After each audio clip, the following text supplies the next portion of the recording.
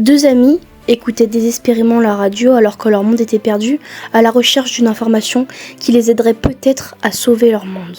Quand soudain, le commentateur radio s'écria. D'après nos plus fidèles chercheurs, il suffirait seulement de s'élancer dans une grotte ancienne pour y trouver une carte. Sur cette carte, des informations permettant de trouver une bande dessinée, et une bande dessinée qui permettra sûrement de sauver le monde. Alors, nos deux amis s'élança. Ils n'avaient pas le choix. Ils voulaient sauver le monde. Aujourd'hui, je vais vous raconter une histoire. Non, pas un conte, mais plutôt une morale. Une morale qui parlait de deux garçons, Steve et Max. Comme vous le savez, ils s'étaient lancés à la recherche de la fameuse carte qui les mènerait à la bande dessinée. Ils avaient enfin trouvé la fameuse pièce de la grotte. La grotte était lugubre. Des cercueils jonchaient le sol. À la première ouverture pour la recherche de la carte, un squelette en sortit.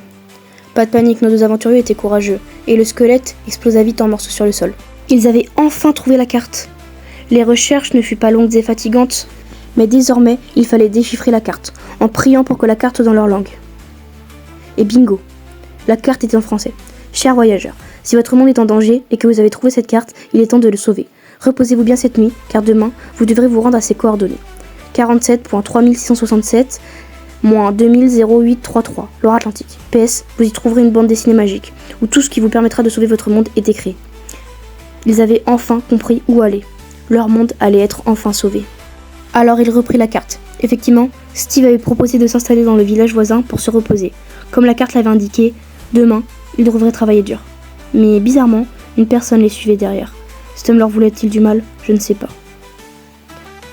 Ils arrivèrent donc au village pour se reposer. Ils avaient gentiment été accueillis par les natifs de ce village. Ils décidèrent donc de se reposer, de poser la carte au pied de leur lit, et c'était sûrement une grave erreur, car la même personne qui les suivait la veille arriva pour voler la carte. Steve faisait preuve d'un talent indescriptible. L'homme tomba immédiatement dans les pommes.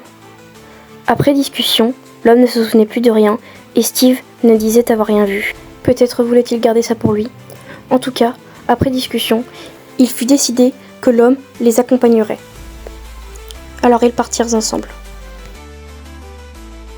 Alors arrivé, Steve se précipita pour aller chercher la bande dessinée. Elle avait été enfin découverte. Il ne manquait plus que la lire maintenant. Mais quand la bande dessinée fut ouvrie, rien, des pages blanches. Ils n'avaient pas choix, ils devaient forcément sauver le monde. Alors ils sortirent.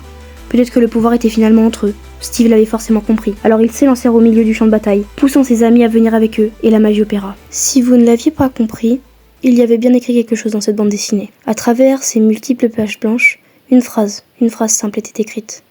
Le vrai pouvoir, c'est celui de l'amitié.